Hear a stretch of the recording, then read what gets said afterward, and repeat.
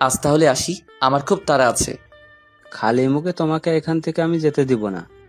একটু পরে নাস্তা আনলো আমাদের জন্য। চায়ের কাপটা হাতে নিতেই হাত থেকে পড়ে গেল, কারণ আঙ্কেলের পিছনে একটা মেয়ে দাঁড়িয়ে আছে, কোমরে হাত দিয়ে রাগী দৃষ্টিতে আমার দিকে তাকিয়ে আছে। মেয়েটার কেউ নয়, রাইসা, ওই দিন যাকে চর মেরেছিলাম। কি হলো বাবা, চাটা ভালো হয়নি? ফেলে দিলে কেন? না আঙ্কেল, খুব ভালো হয়েছে। হাত ফসকে পড়ে গেল, কেমন জানি নার্ভাস লাগছে। হঠাৎই রাইসা বলে উঠল, তুই এখানে?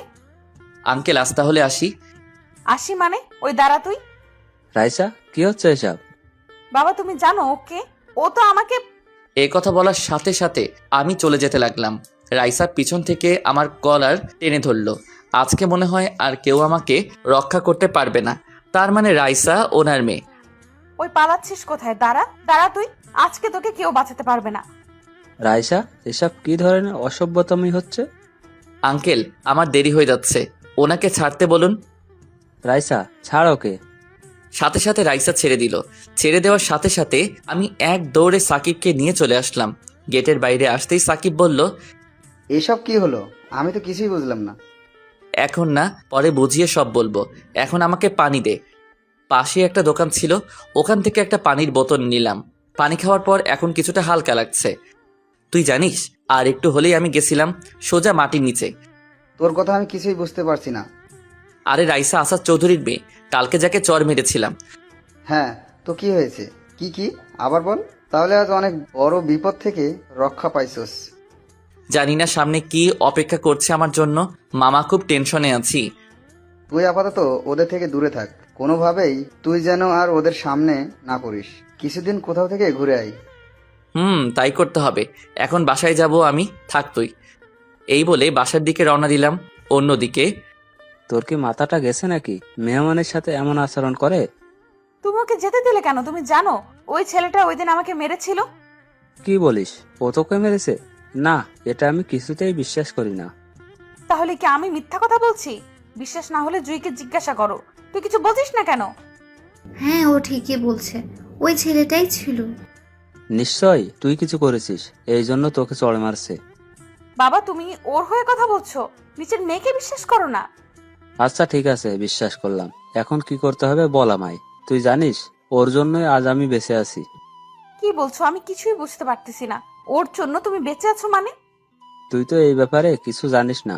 শোন তাহলে, কিছুদিন আগে আমার একটা বড় অ্যাক্সিডেন্ট হয়েছিল। গাড়িটা খারাপ হয়ে যাওয়ায় হেঁটে হেঁটে বাজারে গেছিলাম। বাজার থেকে ফেরার পথে কোথা থেকে একটা গাড়ি এসে পিছন থেকে ধাক্কা দিয়ে চলে যায়। তোমার অ্যাক্সিডেন্ট হয়েছিল, আমাকে বলনি কেন? বলিনি, তার কারণ আছে। রাস্তার পাশে অজ্ঞান হয়ে পড়েছিলাম, তখন ওই ছেলেটা এসে আমাকে হাসপাতালে নিয়ে যায়। শরীর থেকে অনেক রক্ত বেরিয়ে গেছিল। তখন ও নিজে রক্ত দিয়ে আমার জীবন বাঁচিয়েছে। এবার তুই বল, আমি এখন কি করব? ওকে কি শাস্তি দিব বল? আমার মনে হয় না ও তোর সাথে খারাপ কিছু করেছে।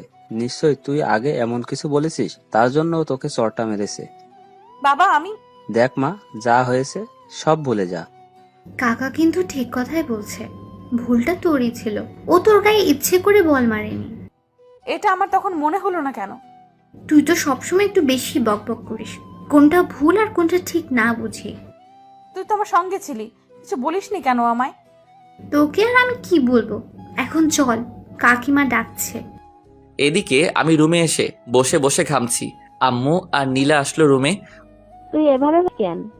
অনেক বড় একটা বিপদ থেকে রক্ষা পেলাম আজকে। কি বলিস? ঠিক আছিস তুই? একদম ঠিক আছি আমি। আর কি বিপদ সেটা তোমাদের না জানলেও চলবে। ঠিক আছে, হাত মুখ ধুয়ে খেতে আয়। যদি তোর নামে কোনো নালিশ আসে তো দেখবি। দেখো আম্মু, এখন আমি ছোট নই, যথেষ্ট বড় হয়েছি। তুই কি সেটা আমি ভালো করে জানি। এই বলে আম্মু চলে গেল। আম্মুকে নিয়ে আর পারলাম না। তারপর খাওয়া দাওয়া করে রুমে এসে একটু ঘুমানোর চেষ্টা করলাম। এভাবে দেখতে দেখতে কিছুটা সময় চলে গেল। বিকালে মনটা একটু হালকা হওয়ার জন্য বন্ধু সাকিবকে নিয়ে ঘুরতে বের হলাম। মাঠে আসলাম। মাঠের একপাশে বসে দুজনে গল্প করছিলাম। তা মামা, চাকরিতে জয়েন করবি কবে? পরশু থেকে। কেমন জানি নার্ভাস লাগছে। নতুন তো, তাই এমন হয়েছে।